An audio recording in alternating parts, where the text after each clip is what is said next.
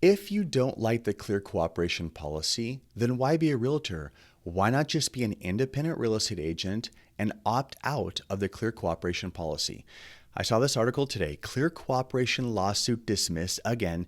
TAN, a private listing network, which I hadn't heard of, I had to look them up, has agreed to drop its case against NAR after nearly 5 years of litigation and previous dismissals. I know there are lots of critics of clear cooperation because it effectively eliminates pocket listings, and that made a lot of people angry.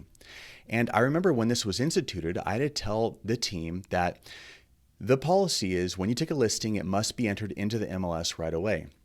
Now, what if the seller's not ready? They need to do cleaning, or they're out of town, or they're not expecting showing so soon. Well, there's a coming soon status that was added to the MLS. Now, even though this allows NAR and their affiliated MLSs to control more real estate activity data, it has a more benevolent reason, I think, that overshadows adding more control to NAR, and that is more exposure for the consumer, for the seller. Because think about this.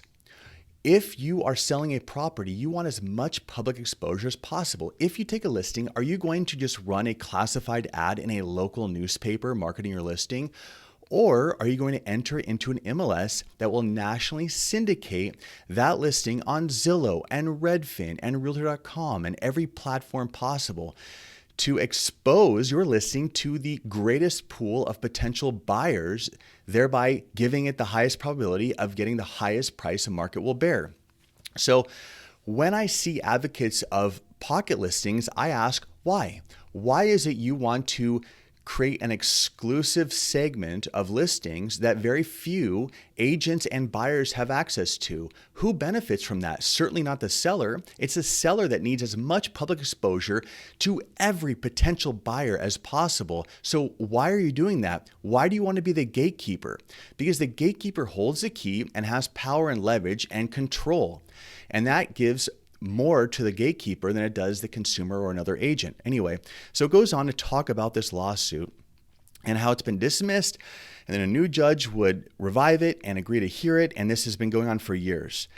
I had no idea about this whole backstory. It does mention the PLS Private Listings Network, and I know that they had, I guess, a lawsuit too that was withdrawn in January of 2024, so fairly recently, and I know that the CEO of Compass was critical of clear cooperation. He wants it repealed. Many want it repealed. Why? Again, they want pocket listings. Why do they want pocket listings? Why do they want to control listings and restrict and pick and choose who gets access to that listing? Now, I had to look up TAN, and I see it's Top Agent Network. I haven't heard of them, although I'm currently not a top agent, former top agent, once upon a time a top agent for many years. Now I sit behind a desk and review paperwork all day because I run the brokerage of hundreds of agents. So job duties have changed, but I'm looking at Top Agent Network and I'm seeing that this is for the top 10% of producing agents. And I'm thinking, okay, so they want to be the gatekeeper. They want listings to privately share. And I'm just wondering, I'm not alleging this. I'm just saying, why is it this Top Agent Network is mad about clear cooperation?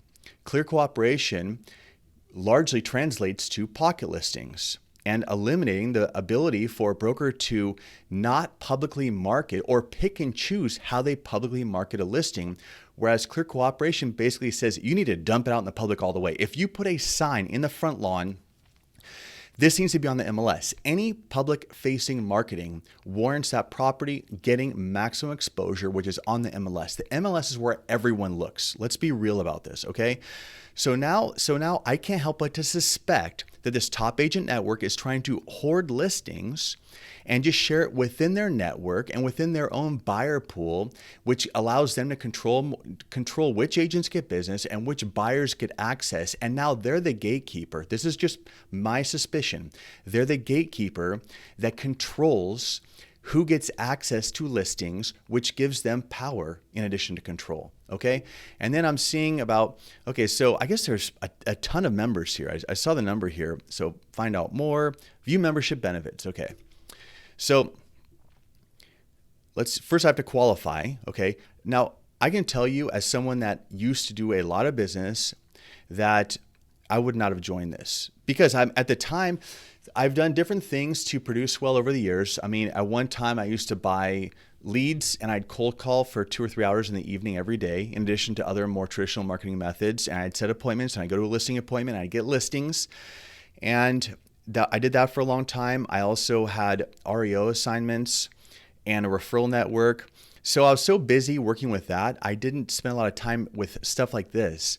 But let's see. Okay, so you have to qualify. So there's an application process. Now I saw let's see, dues. Okay, so let's select a region. I'm in Southern California. Okay, $475 a year. Now this is in a time when everyone's complaining, myself included, about paying realtor dues on a national level, a state level, and a local level, and an MLS. And I'm a member of the San Diego MLS and CRMLS and the Ventura MLS and Southland Regionals MLS. ChrisNet. I mean, all these MLSs. And so I'm paying all these dues. Why would I want to spend another $500 a year, or even more if I pay monthly?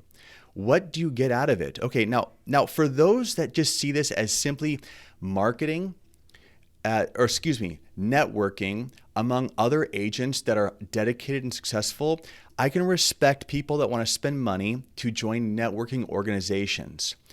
My whole suspicion that led me to even discovering this network exists is that they had been suing to protest clear cooperation.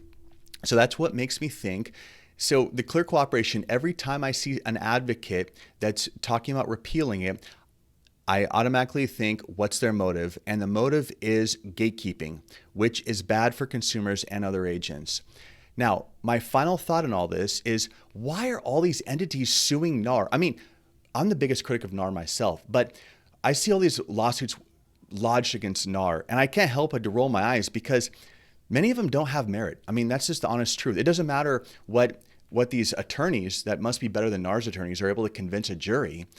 The bottom line is, I see this as someone that's been in the business for over 20 years, and I'm knee deep in it all day, every day. And I think, okay, that's nonsense, or that's a misunderstanding. I can't help but to ask myself, why are all these entities suing NAR? If you don't like clear cooperation, opt out. Don't be a realtor. You do not you can be in an independent brokerage. You can be an independent broker. You can be an independent agent. You can join the Realtor Association and play by their rules or not. It's your choice. But all these groups and off-market listing entities that are suing NAR, I mean, really, just opt out of NAR. I mean, I know how expensive and emotionally draining litigation can be. And the idea of going through court for years and years and years, and then it just ends in a dismissal. Why not just opt out? You don't have to be a realtor member. You don't have to join the Association of Realtors. If you're independent, you don't have to participate in the clear cooperation policy. It's really that simple. Thanks for watching.